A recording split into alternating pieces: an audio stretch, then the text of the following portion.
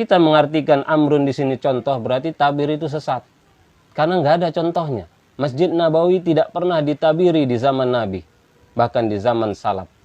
Para jemaah, kenapa masjid kita semuanya bertabir? Berarti sesat. Karena kita mengartikan amrun contoh. Contoh nggak ada. Para jemaah, betul. Tabir itu tidak ada contohnya. Tapi dalil umumnya ada, maka tidak sesat. Yang sesat itu yang tidak punya sandaran. Begitu, bukan yang tidak ada contoh. Itu yang dimaksud. Jadi dua hadis tadi, dari penjelasan Ibnu Hajar, penjelasan Ibnu Hajar Al-Asqalani, Al-Haytami, bahwa kalau bid'ah itu ada tuntunannya, ada sandarannya, ada dalil umumnya, ada kiasnya, dan lain sebagainya, maka tidak sesat atau hasanah. Itulah yang dimaksud bid'ah yang baik. Lalu bagaimana dengan hadis kullu bid'atin dhalalah? Hadis riwayat At-Tabrani disahihkan oleh Syekh Al-Albani rahimahullah. Nabi mengatakan, wa iyyakum wa muhdatsatil umur. Ini dalil ketiga. Jauhi oleh kalian perkara-perkara baru. Fa inna kulla muhdatsatin bid'atun. Karena setiap perkara baru itu bid'ah. Wa kulla bid'atin dhalalatun. Dan setiap bid'ah itu sesat. Para jemaah, para ulama ahli sunnah selalu mengingatkan. Dalil itu jangan diambil satu dua saja atau sepotong-sepotong. Tapi digabungkan. Kalau tentang bid'ah, kumpulkan semua dalil-dalil tentang bid'ah dan gabungkan. Karena dalil tidak akan mungkin bertentangan, tapi saling melengkapi. Lihat kata Nabi, jauhi oleh kalian perkara-perkara baru. Perkara baru dalam masalah apa? Di hadis ini sama sekali tidak dikatakan fiddin. Lalu dalam masalah apa para jemaah? Tentu gandengkan dengan hadis tadi. Fi amrina. Masalah agama. Satu. Kedua, kata Nabi, jauhi oleh kalian perkara-perkara baru dalam masalah agama. Yang kayak mana? Kalau di hadis ini tidak dijelaskan. Di hadis tadi dijelaskan. Ma laysa minhu. Ya, laysa alaihi amruna. Masalah baru, masalah bid'ah yang tidak ada bimbingannya secara umum. Tidak ada tuntunan kami. Itu yang dilarang Nabi, yang disuruh jauhi. Jauhi perkara muhdas, perkara baru yang tadi itu. Karena semua perkara baru yang seperti tadi itu, bid'atun adalah bid'ah. Wa kulla bid'atin dhalalatun. Dan setiap bid'ah sesat. Para jemaah, setiap bid'ah yang bagaimana? Nabi tidak mengatakan fiddin di hadis ini. Bukan, Nabi tidak mengatakan bid'ah dalam agama. Tidak ada kalimat agama di hadis Tabrani ini. Umum. Maka dalil itu harus digabungkan dengan dalil-dalil lain. Maka yang dimaksud wa kulla bid'atin. Semua bid'ah adalah bid'ah dalam masalah agama. Dan yang dimaksud wa kulla bid'ah adalah bid'ah yang tidak ada sandarannya. Tidak ada tuntunan umumnya. Itu yang dimaksud. Karena kalau kita tidak gandengkan dengan dua hadis tadi, maka sangat fatal kesimpulannya. Berarti semua bid'ah sesat. Di sini Nabi tak katakan bid'ah menurut bahasa, Nabi juga tidak katakan bid'ah menurut agama. Berarti menurut bahasa pun sesat. Kenapa? Nabi katakan wa kulla bid'atin.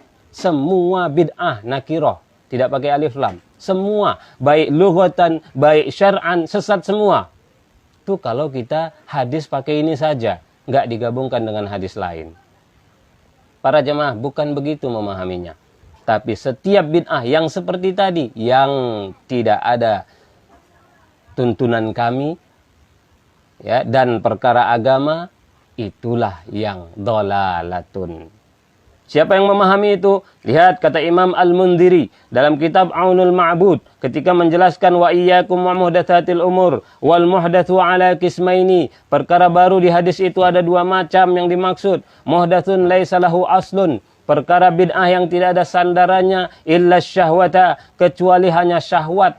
Ya, kecuali hanya amalan bil iradati, hanya keinginan saja, inisiatif saja. Fahadha batilun. Ini yang batil, yang sesat. Wa makana ala qawaidil usul, adapun bid'ah yang berdasarkan kaidah-kaidah agama, wa mardudun ilaiha, dikembalikan kepada kaidah agama, falaysa bi bid'atin wala dhalalah, tidak bid'ah dan tidak sesat. Yang terakhir para jemaah, itu di dalam kitab Aunul Ma'bud. hadis terakhir yang populer sekali, yaitu hadis riwayat Ibnu Khuzaimah disahihkan oleh Syekh Al-Albani rahimahullah. Kata Nabi, wa syarrul umuri muhdatsatuha wa kullu muhdatsatin bid'atun wa kullu bid'atin dhalalatun wa kullu dhalalatin finnari. Kata Nabi, dan sejelek-jelek perkara adalah perkara-perkara baru, dan setiap perkara baru adalah bid'ah, dan setiap bid'ah adalah sesat, dan setiap sesat di neraka. Hadis riwayat Ibnu Khuzaimah disahihkan oleh Syekh Al-Albani. Para jemaah, apa maksud hadis itu? Gabungkan kedua hadis pertama tadi, fahamlah kita maksudnya. Imam Ibnu Hajar ketika menjelaskan hadis tadi, wa kullu bid'atin dhalalah, semua bid'ah sesat, apa kata beliau? Ma uhditha wala dalila lahu minasyar'i, dalam Fathul Bari, yaitu perkara bid'ah yang tidak ada dalilnya dari syariat, bitorikin khosin wala amin, apakah dalil khusus atau dalil umum. Jadi bid'ah yang tidak punya sandaran, apakah dalil khusus atau dalil umum, itu yang sesat. Adapun bid'ah yang punya sandaran, tentu tidak sesat. Itu menurut Ibnu Hajar, bahkan tidak dianggap bid'ah kalau ada sandarannya, dalil umumnya. Para jemaah, ternyata luar biasa penjelasan para ulama yang seakan-akan selama ini kita tidak pernah memahaminya. Kenapa para jemaah? Karena terlalu merasa cukup dengan penjelasan sebagian ulama yang keras yang mengatakan kullu bid'atin, semua perkara bid'ah di agama ini sesat.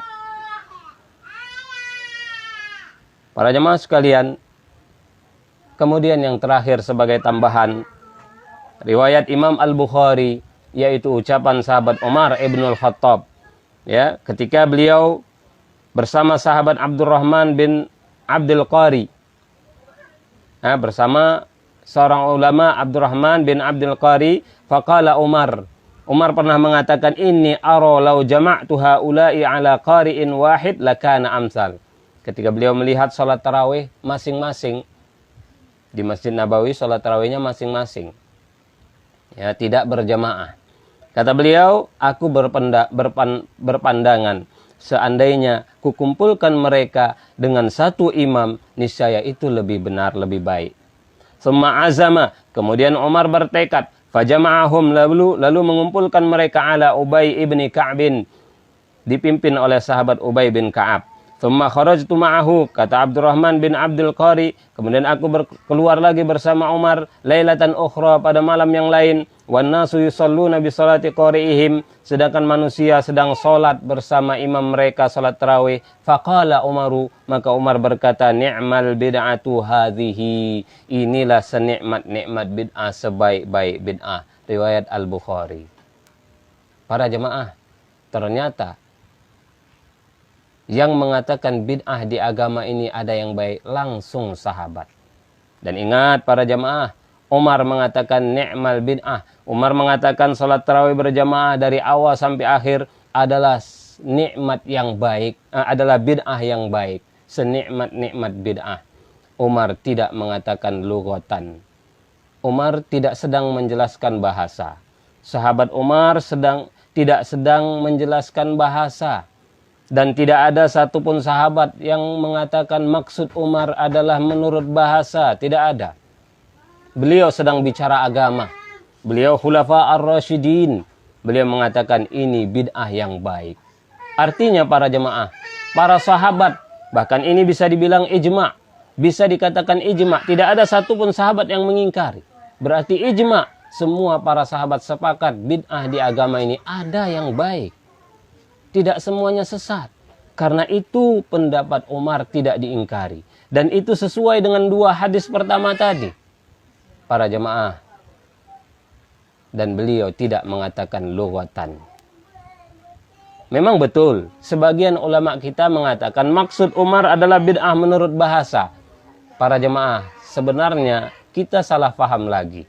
Maksud ulama yang mengatakan ucapan Umar ini sebaik-baik bid'ah adalah bid'ah menurut bahasa adalah sama persis dengan yang disampaikan oleh Ibnu Hajar Al-Asqalani dan Ibnu Hajar Al-Haytami dan para ulama lain. Yaitu bahwa sebenarnya itu bukan bid'ah sama sekali. Karena mereka meyakini kalau ada sandarannya tak dikategorikan bid'ah. Sedangkan menurut Umar tetap saja bid'ah, namun bid'ah yang nikmat.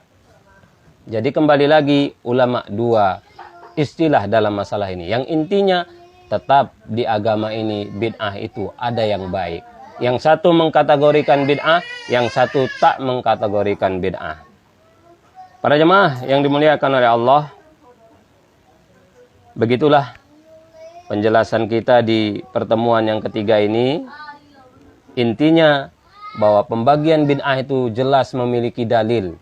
Dua dalil secara mafhum menunjukkan Nabi menjelaskan kalau bid'ah itu ada sandarannya, ada bimbingan-bimbingannya, baik secara umum apalagi khusus, maka itu namanya bid'ah hasanah makbulun, diterima. Adapun yang tidak punya sandaran, itulah yang raddun mardud, yang sesat.